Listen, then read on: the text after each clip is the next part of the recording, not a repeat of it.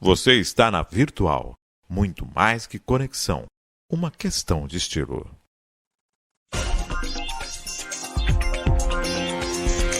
Virtual News.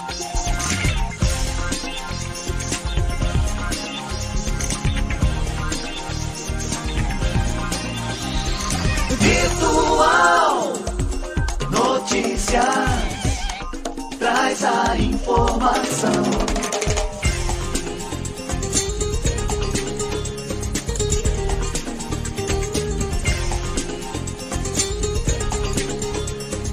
Virtual News.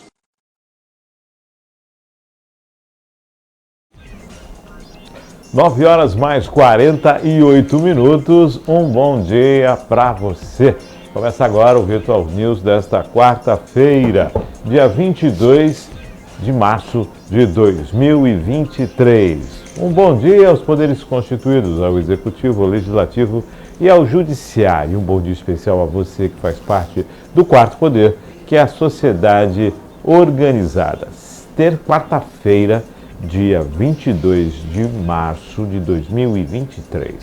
Olha só, já passamos aí quase que estamos no terceiro mês do ano de 2023 e você fez as promessas do ano, fez os projetos, já começou? Já colocou em prática? Dá tempo ainda, hein? Olha aí, mas já se passaram praticamente aí 3 meses, então estamos já no finalzinho, né? Nos 10 últimos dias do mês de março. Então vale a pena você correr atrás dos seus projetos e colocar aí em prática, senão ficar protelando, vai dar o mesmo que 2022, você não vai fazer nada do que você está com vontade de fazer e precisa. 9 horas mais 49 minutos, para quem nasceu no dia 22, parabéns, feliz aniversário, tudo de bom para você. Aniversário é tudo bem, tudo de bom, né? Deus abençoando a sua vida hoje e sempre. 9h49, quarta-feira, doutor Heitor Sanzuro Neto conosco. Vamos começando esse Virtual News. Bom dia, Maria Clara. Bom dia, Heitor. Doutor Heitor, como é que está, Heitor? Tudo bem, Márcio. Bom dia, Márcio. Bom dia, Clara. Bom dia, ouvintes da Virtual. É um prazer estar aqui de novo, poder suscitar alguns comentários aqui que estejam à altura. Outono, o sol imperando, né? As águas de março, o pessoal aguardando, aí o Cantareira já com 80 e poucos % da sua capacidade. O pessoal aí, as chuvas estavam sendo aguardadas, chegaram e é necessário aí esse nível do Cantareira alcançar, senão... São Paulo que tem caído no final das tardes umas chuvas violentas, castigando muito ali a Zona Leste, né? Ali perto de Itaquera, Carrão, e situações bem difíceis, viu? Bem difíceis, né?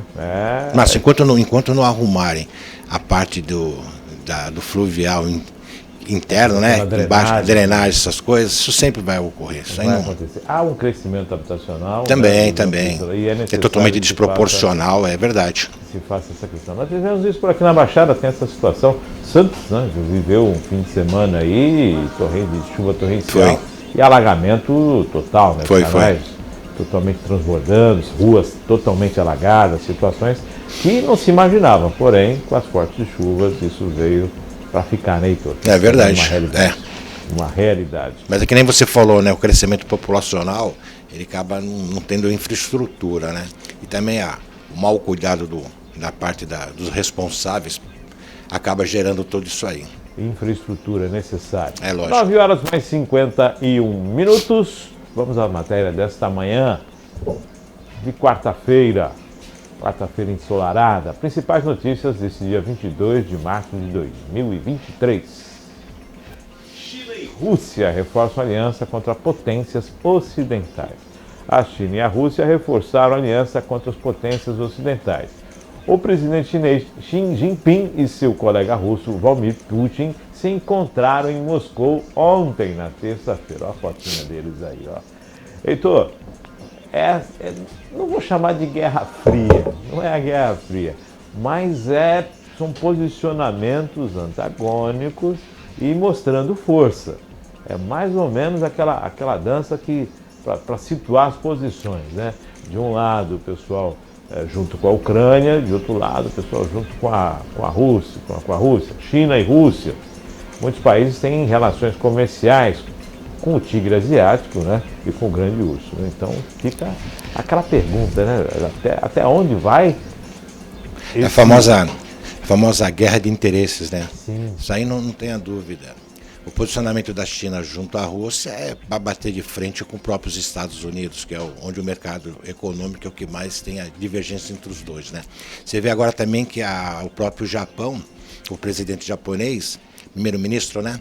Ele esteve na Ucrânia, fez até uma visita repentina, até de surpresa, ou querendo.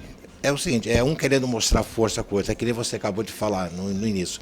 É um querendo mostrar superioridade e tudo. Porque assim, Márcio, eu confesso, eu não vejo assim, muita preocupação desses países com a Ucrânia. Os ucranianos, né?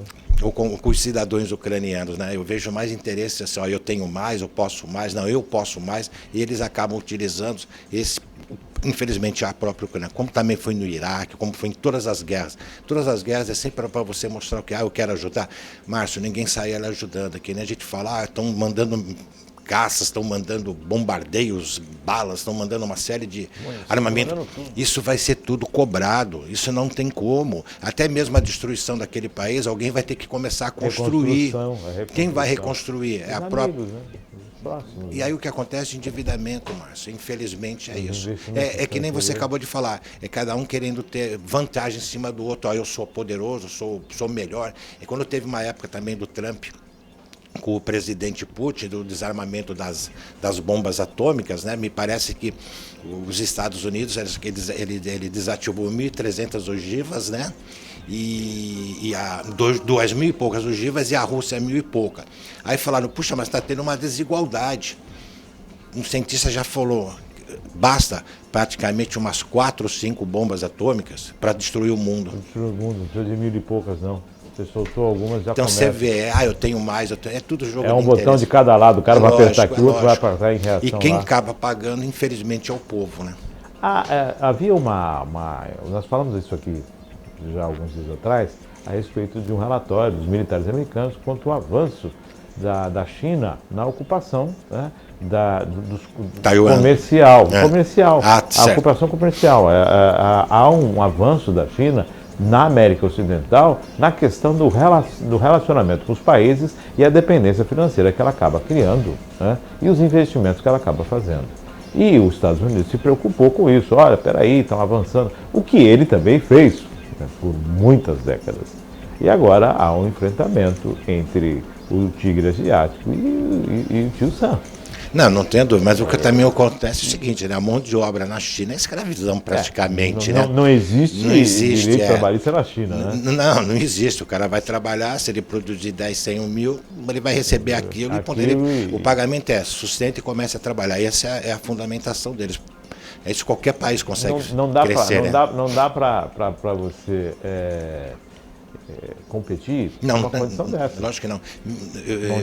Eu não sei no que eu li com uma reportagem, eles conseguem fabricar qualquer produto, até carros Mercedes, Land Rover, o que for, dessas marcas, a China consegue produzir.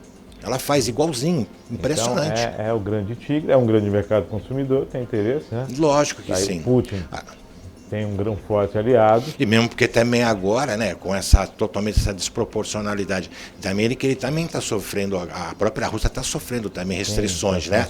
Então o que ela tem que fazer? Começar a procurar onde? Bom, quem possa me ajudar. Quem é o grande parceiro? A China. Já não tem um bom diálogo com os Estados Unidos, a China, né? Quer dizer, a China comunista. Juntou o útil ao agradável, né? A China comunista que investe nos países.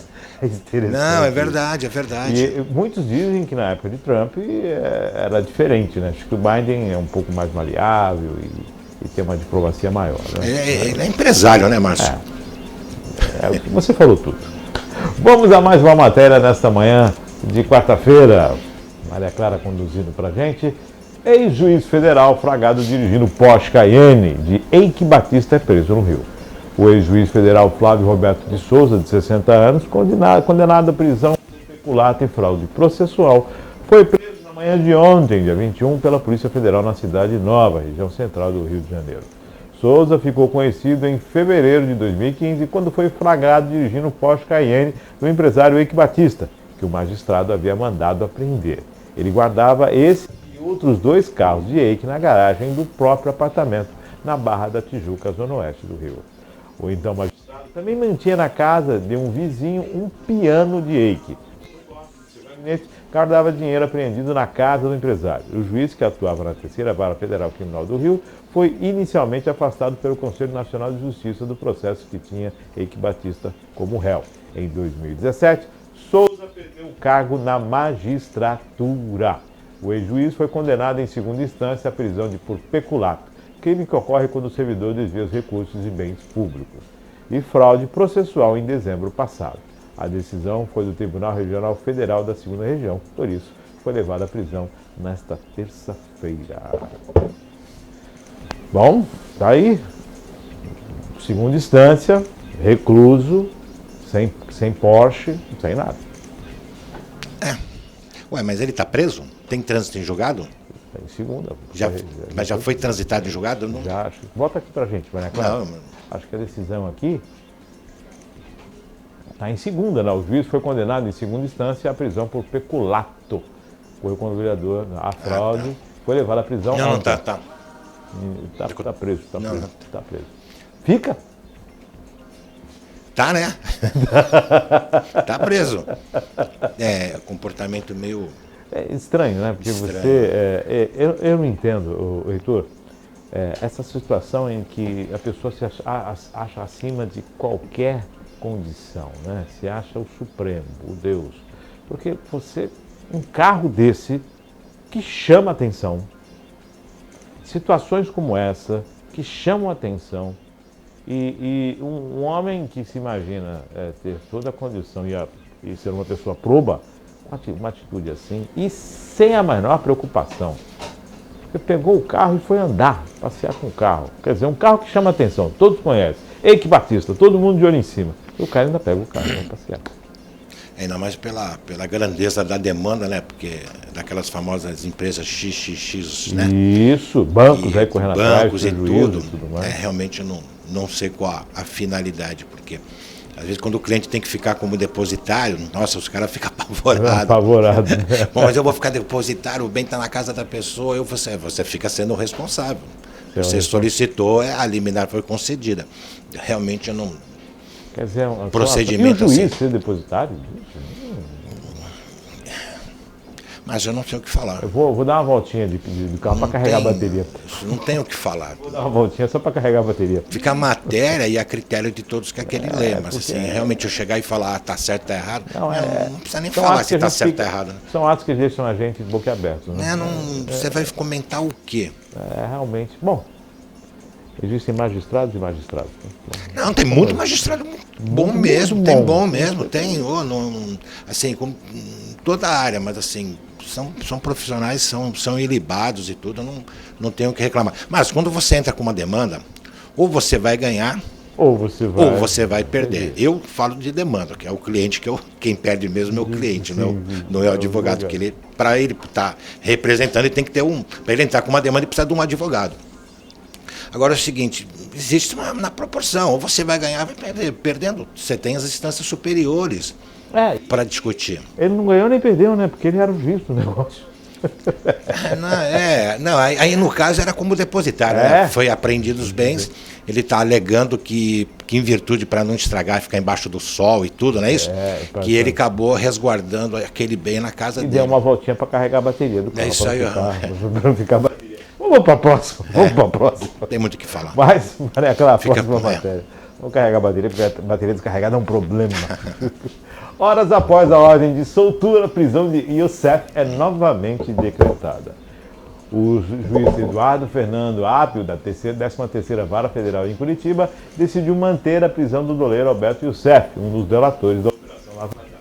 A decisão foi preferida em audiência de custódia após a decisão de segunda instância que determinou a soltura do doleiro. Youssef foi preso na segunda, dia 20, por determinação de Apio. No entanto, no início da tarde de ontem, uma decisão proferida pelo desembargador Marcelo Malucelli, do Tribunal Regional Federal da 4ª Região, sediado em Porto Alegre, havia garantido liberdade do doleiro. Ao analisar um habeas corpus protocolado pela defesa de Youssef, Malucelli reconheceu a ilegalidade da decretação da prisão. Contudo, Após a realização da audiência, um novo mandato de prisão foi expedido contra Youssef. Ao manter a prisão, Apio argumentou que novos documentos justificam a decisão. A defesa de Alberto Youssef sustenta que a prisão é ilegal por ter sido decretada de ofício, ou seja, sem requerimento do Ministério Público Federal. Além disso, a defesa argumenta que o processo que deu origem à representação fiscal da Receita Federal estava suspenso e que o doleiro está usando a tornozeleira eletrônica, fatos que afastariam a necessidade de prisão preventiva. Olha, santa tornozeleira eletrônica, viu? Porque não tem muito tempo que isso foi instituído no país, né? Mas tem sido usada, viu? Bastante, até teve uma época que estava em falta, né? Faltando tornozeleira. Bom, nesse caso aqui, há mais uma questão de discussão nos trâmites processuais, né? Mas assim, ó, pelo que eu realmente não conheço da matéria, eu estou vendo agora, tá? 13ª Vara do Federal de Curitiba, acho que era do Moro, né? Isso, essa, né? Perfeito, tá. Não, o que ocorre é o seguinte, o juiz entendeu que existia alguma ilegalidade, mandou a prisão dele, correto? O tribunal, através do advogado, entrou com habeas corpus, entrou mesmo, e foi apreciado de que talvez a solicitação dele não teria cabimento. Posteriormente, ele emitiu uma nova. Então, o que fez os advogados? Entraram com nova habeas corpus e solicitaram. Assim, quando existe uma detenção, uma prisão que a pessoa, qual é o remédio? É o habeas corpus, correto? E fica a critério do juiz aceitar ou não. No caso, parece que a fundamentação do que estaria sendo utilizada para a prisão não estaria correta. Que parece que, pelo que eu li ali, que seriam documentos usados, que já estariam suspensos de outros processos, que já não teriam tanta relação com a situação. Vitória do advogado. Vitória do advogado. Mas continua preso, vamos ver, está preso. Tá preso, vamos ver agora. Não, tem mandado, ele já está solto. Não, está preso, foi preso, foi solto, foi preso de novo. E já foi solto de novo, foi expedido o segundo. Acho que o segundo foi. Ô, Márcio. Vamos conferir, eu acho que e o CEF está. Está solto. Vamos conferir isso, Maria Clara, você confere. Puxa vida, então. Vamos conferir preso, solto, preso. Até o final do programa a gente não sabe se ele está. Porque ele tinha sido preso. Foi solto, expedido. Ele foi preso na segunda, foi expedido. E antes mesmo. Aí na custódia ele acabou sendo novamente preso. E parece que foi solicitado. Foi solicitado e ele foi solto. A Folha está falando, Alberto Youssef recebe habeas corpus no meio à guerra de decisões de juiz, 18 anos atrás. Então, recebeu. Essa aqui foi anterior. Está preso. Vamos conferir. De repente, até a final do programa está solto. Ou está preso de novo. 10 horas mais 5 minutos, vamos a mais uma matéria, Maria Clara. Vamos ver essa ciranda do Youssef, vamos ver. É que nem o dólar, né? Sobe. Vamos à próxima matéria. Nesta manhã, Justiça libera 1 bilhão e 370 milhões de reais para pagar aposentados do INSS. Aposentados e pensionistas do INSS que ganharam ação judicial contra o órgão vão receber 1,37 bilhão de reais em atrasados nesse mês. Os valores foram liberados pelo Conselho da Justiça Federal na terça-feira. O dinheiro será destinado a quitar as dívidas do INSS na Justiça, com 84.533 beneficiários, que venceram 66.480 processos de até 60 salários mínimos contra o instituto chamado de RPV, Requisições de Pequeno Valor. Ao todo foram liberados 1 bilhão 680 milhões de reais para quitar dívidas do governo com 144.994 beneficiários em 117.914 processos. A verba total inclui pagamento a beneficiários do INSS e servidores públicos. Para receber em março, o aposentado precisa ter ganhado uma ação que transitou em julgado, ou seja, sem que haja nenhuma possibilidade de recurso do INSS, ou cuja ordem de pagamento do juiz tenha sido emitida no mês de fevereiro. A data de pagamento, no entanto, vai depender do cronograma de cada Tribunal Regional Federal, que é responsável por fazer o repasse desses valores a quem ganhou as ações nas regiões entendidas por eles.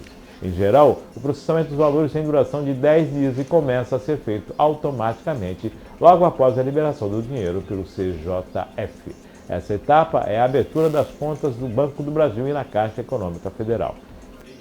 Atrasos neste lote, os segurados que processaram o INSS e ganharam a ação e cuja data da ordem de pagamento do juiz seja de fevereiro. É preciso que o processo seja de até 60 salários mínimos, pois atrasados com valores maiores virão precatórios, que tem um outro sistema de pagamento, como liberação em apenas um lote por ano. Se virou precatório, pronto, é ad eterno, né? É aquela preocupação. No INSS não é tanto não, como Não, na é mesmo? União, ela é bem mais ágil, né? Mas a questão dessa liberação de 1 bilhão e poucos seriam para o pagamento dos RPVs, que é a requisição de pequeno valor, que tem realmente até tem um excesso, porque assim, quando você entra com uma ação contra o INSS, ou qualquer autarquia, município, governo, o que ocorre? Existe um valor que vai ser, no caso de condenação, ele tem um valor. Vamos falar no caso do INSS. Até 60 salários mínimos, o que ocorre? Havendo trânsito em julgado, é emitido um termo de requisição de RPV, que é encaminhado para o INSS, para o órgão competente, para que ele entre numa relação de pagamento. Então, esses valores, até aquelas pessoas que ganharam até 60 salários mínimos, que é 1.302, mais que vai para 1.320, né? Vai ficar, então, até 60 salários mínimos, essa pessoa vai receber num prazo aí, que nem eles estão falando, mas geralmente é no prazo de 30, 60 ou 90 dias, que seria esse pagamento, quando é requisição de pequeno valor. Esse é para todos, eu estou falando nesse caso. E no outro é o precatório. Aí sim, o precatório que acontece. Antigamente, você teria que fechar a folha até julho daquele ano para receber no ano posterior. Teve uma mudança no INSS e parece que agora o fechamento, depois de transitado, julgado, e o fechamento para encaminhamento tem que ser até abril. Acho que é 30 de abril, 30 de abril. Ele tem que ser encaminhado para que a pessoa possa receber no ano posterior, que vai entrar naquele no orçamento, para que ele seja pago no ano posterior. E o pagamento que nem estava escrito lá é uma vez por ano. Ele tem até o dia 31 de dezembro para poder ser pago. Esse é o precatório. Aí, no caso, é o RPV, que isso daí é interessantíssimo, né, meu? Ajuda bastante gente. Muita gente, hein? Você vê mais de 117 mil pessoas, mais de 660 mil pessoas, 117 Mas mil. se a pessoa tiver 61 salários a receber, ele fica fora, porque vira um precatório. Virou precatório. Mas pode, né? É o governo pagando. Parcela para a gente, precatório para eles. É assim que funciona, né? Vai cobrar o contribuinte e vai parcelar. Para o governo pagar é precatório, né? Se você ficar devendo para a União, para essas coisas, qualquer ação que for entrar contra você, se você não pagar e transitou, já começa a fase do cumprimento de sentença, né? Você vai buscar alguma coisa. Se for ao contrário... É igual o dinheiro que estava perdido, né? Esquecido, dinheiro esquecido. Deve para o banco, a gente cobra todo dia. Esquece o dinheiro do banco. Vai virar 30 anos e... 10 horas mais 10 minutos. Malha fraca, né? Estamos nessa quarta-feira de outono. Maria Clara, próxima matéria. Por gentileza, vamos para a próxima matéria. Ponte do Arco-Íris passa por interdição a partir de hoje. A Companhia Municipal de Trânsito de Cubatão informa que a Ponte Manuel Alves Fernandes Maneco, conhecida como Ponte do Arco-Íris, será totalmente interditada na pista sentido centro a partir desta quarta-feira. O bloqueio ocorre das 9 às 17 horas, de segunda a sexta, e deve durar por 60 dias úteis. Durante a interdição da via, o outro lado da pista sentido São Paulo vai operar em mão dupla da direção. De acordo com a CMT, o trecho será sinalizado. Serão realizados reparos elétricos na ponte, serviço sob responsabilidade da empresa Madfran Santo André. Ainda em relação à CMT, informa que a Avenida Joaquim Jorge Peralta, na pista sentido Iraquaragatá, entre a Avenida Beira-Mar e a Rua Uruguai, será interditada hoje. Foi interditada a partir das 7 horas da manhã até as 20 horas. O bloqueio deveria ter ocorrido ontem, porém houve um problema no fornecimento do asfalto. Vale lembrar que os motoristas têm uma rota alternativa nesse trecho da rua México e as avenidas Brasil e Beira-Mar. O bloqueio ocorre para execução de reposição asfáltica na via sob responsabilidade da empresa Construvap. Faltou asfalto ontem, interditar hoje, então. Hoje deve chegar o asfalto e ter essa situação. Bom, lembrando que faz parte do cronograma de manutenção aí, né? Então, se você está dirigindo pela cidade de Cubatão, atenção nessa localidade. A Rua São Paulo, grande parte do asfalto foi feito aí em menos de 3 dias, depois de quase 6 meses, menos de 3 dias. Então, que bom. Então agora só falta... 60 dias para a conclusão da obra?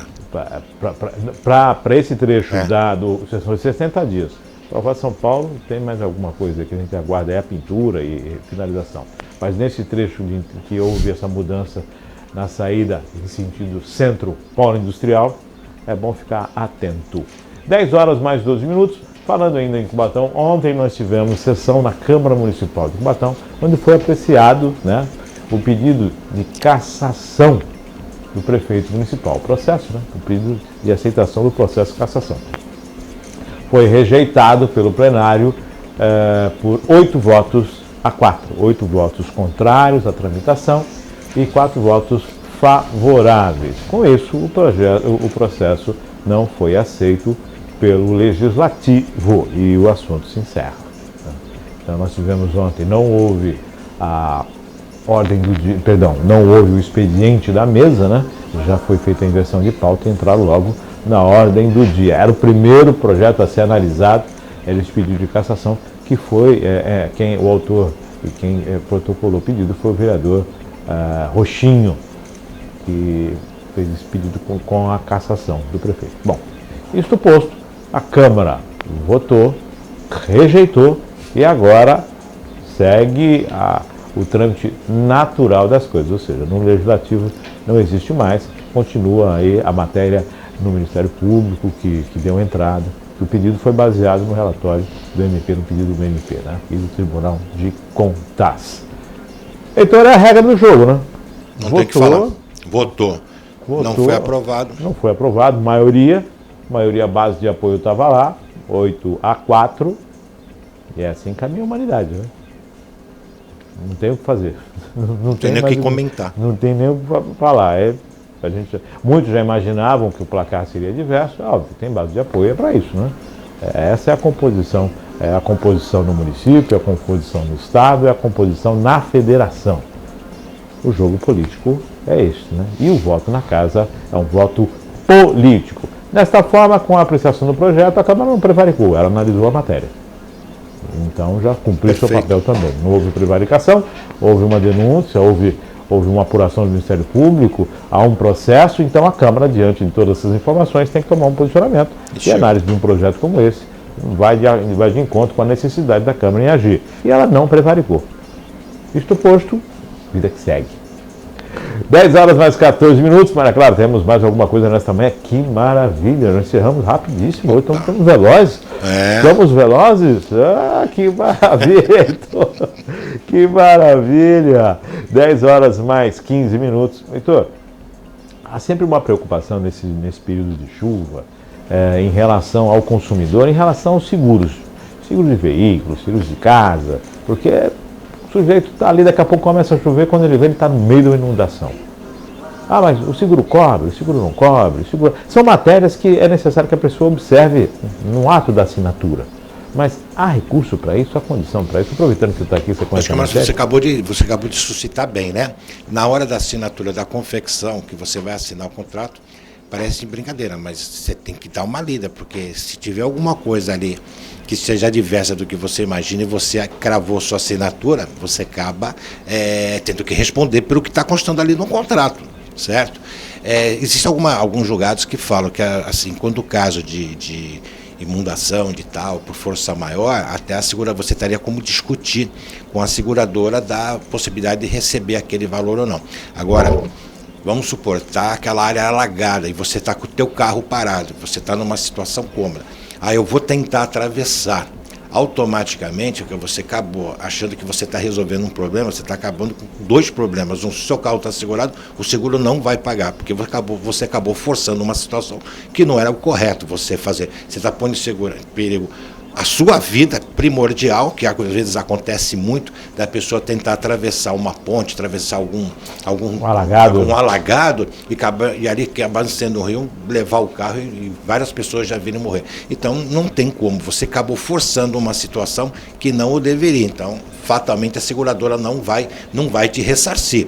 Não te ressarcindo, o que você vai fazer? Você vai ter que entrar na justiça e tentar reaver. Eu vi isso acontecer na Praia do Maranhão, muitos anos atrás, na capital de São Luís, que são os carros parados na praia, e o pessoal está ali, daqui a pouco esquece, quando vê a maré, está tomando conta. Mas, Então, mas eles tinham pleno conhecimento de que a ali maré subia, né? ia subir. Então, você deixou deliberadamente o carro. Logicamente que se acontecer qualquer coisa, a pessoa vai acionar a seguradora. Com certeza, ele vai tentar. Lógico que vai tentar. Escutando tentar. Um favorável, ótimo. Escutando não, ele vai ter que procurar as vias de fato. Então, atenção na hora de ler o que você está assinando ali. Mas eu confesso, é difícil ler aquilo, hein? Porque são as letrinhas bem pequenininhas ali. Até para quem enxerga bem precisa de uma lupa. E a formatação jurídica, para o leigo, se torna ele acaba se perdendo em algumas frases, em algumas colocações. Não tenha dúvida, não tenha dúvida. Que é preciso uma atenção muito grande. Porque se você assinou, ali está dizendo, vamos supor, se o pneu furar, não paga o seguro. Mas estou dando só um exemplo, né? Aí não acontece, você está dirigindo, fura, bate o carro, quer dizer, então você assinou lá que se furasse o pneu e batesse o carro não podia ser ressarcido. Às vezes você imagina, é colisão, porque quando você pensa em colisão, roubo ou incêndio, você não pensa em outras situações, não é só isso. Um acidente de trânsito ele tem várias sequelas, vários ramos, né?